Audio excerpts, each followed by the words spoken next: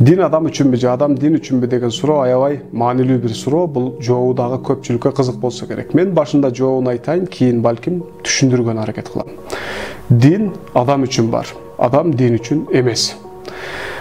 Мындай тыянакка кайдан жеттим? Муну бир аз түшүндүргөнгө аракет кылайын. Бир учурларда мен деле тетрисин ойлончумун. Башкача айтканда адамдар дин үчүн бар. Ошол учурдагы бир Кудай түшүнүгүм бар. Ал адамдарды жараткан жана андан бир топ нерселерди талап кылат. Азыр деле ушинтип ойлоном, бирок маңызы бир аз башкачараак.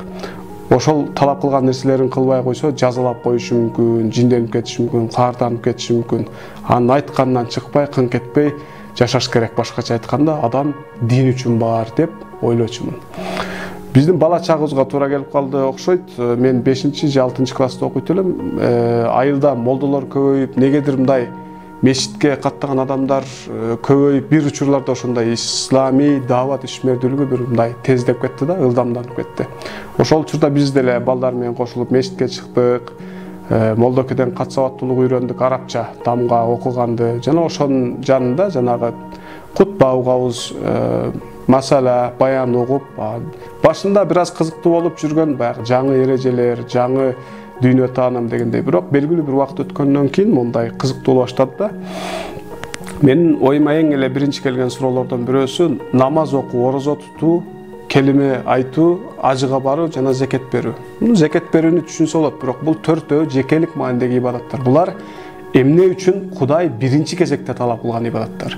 Булар эмне үчүн Кудай үчүн биринчи кезекте маанилүү деп ойлоно баштадым. Ошол эле учурда ачкачылыктан өлгөндөр бар эле, согуштан кырылгандар, оорудан, кедейчилик, кыскасы адамзаттын дайым мындай кан кустуруп кыйнап келген суроолор ошол учурларда деле бар болчу да. Бирок эмне үчүн алар ал маселелерди чечүү же ага салым кошуу Алла Таала үчүн биринчи орунда эмес, булар биринчи орунда. Андан кийин жанагы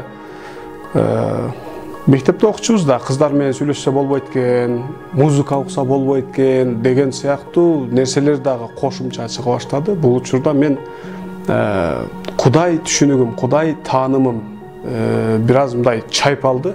Бул кандай Кудай, нелерге маани берет, нелерге маани бербейт, кантип ойлонот, эмнени максаттайт деген сыяктуу нерселер мага кызыктуу боло баштады. Ушундай түшүнүктө, мен айткандай түшүнүккө азыр деле дин, Кудай жөнүндө ой пикир ушундай бурадарлар болсо, видеонун калган бөлүмүн сиздер жакшылап угуп коюңуздар анда. Кийин бул түшүнүгүм толугу менен тетири болду. Башкача айтканда, азыр дин адам үчүн бар деп билем. Муну каяктан билебиз? Кур'ан-ы Карим исламдын эң негизги булагы. Бул булак боюнча, Кур'ан-ы Каримдин айтуусу боюнча жаратылгандардын ичинен эң ардактуусу, даңктуусу, эң сый урматка ылайыктуусу бул киши, адам.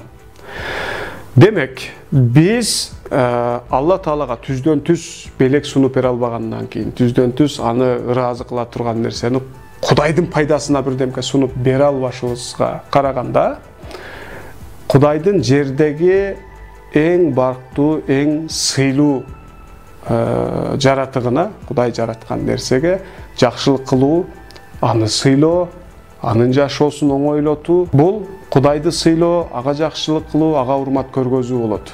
Биздин Кудай таанымыбыз деле Кур'ан-ы Каримдин Кудай таанымына толугу менен туура келет деп айткандан узакмын. Кандайдыр бир каардуу бир Кудай бар, рахматынан, мээримдүүлүгүнөн каардуулугу басымдуу болгон бир кандайдыр бир Кудай бар. Өдөөдө моонтип бизди карап турат.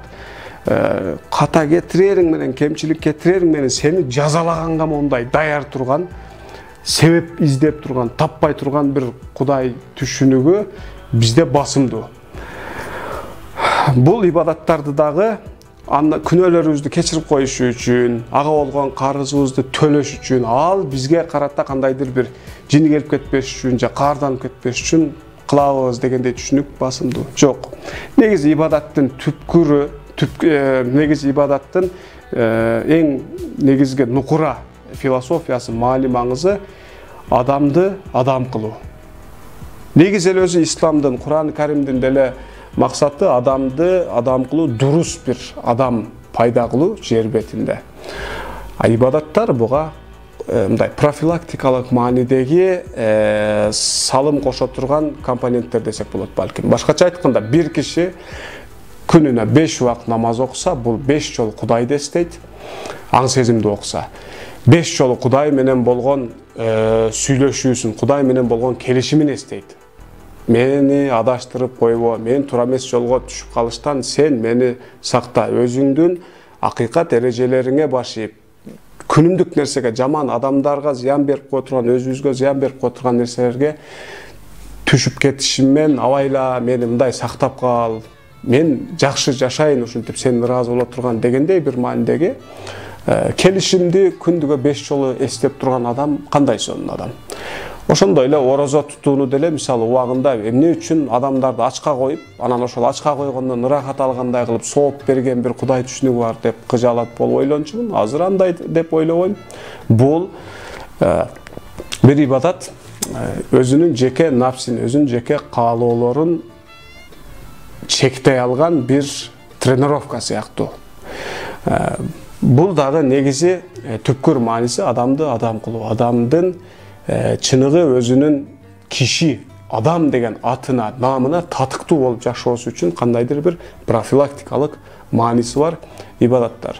Барын топтоп келгенде, жер бетинде жаратылгандардын ичинен эң маанилүүсү, эң сый-урматка татыктуусу бул адам. Ибадаттар дагы кошулуп, диндин буйруган бардык нерселери ошол адамга кызмат кылуу, адамдын жашоосун оңолтуу, анын жыргалчылыкта жашоосун камсыздоо. Бул Кур'ан-ы Каримдин, башкача айтканда, бизди жараткан Алла Тааланын бизге болгон эң чоң буйругу. Аман болуңуздар, көрүшкөнчө.